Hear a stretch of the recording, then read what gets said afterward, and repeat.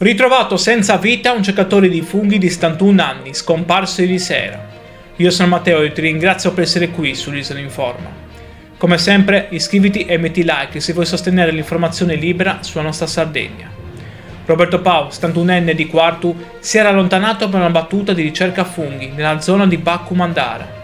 I familiari, non riuscendo più a mettersi in contatto con lui, hanno fatto scattare l'allarme, mobilitando un grande dispiegamento di soccorsi.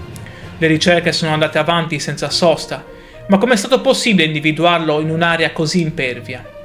Solo grazie all'intervento dell'elicottero del soccorso alpino, che sorvolando la costa di Baccu Mandara ha avvistato dall'alto il corpo dell'uomo ormai privo di vita.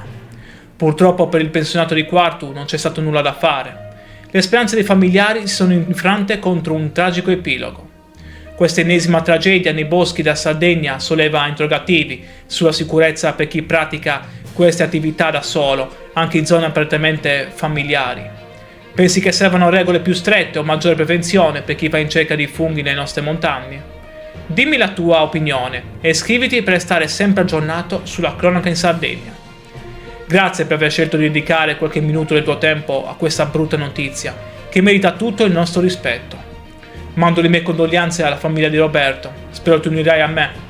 Ti saluto e ti auguro di passare una splendida giornata.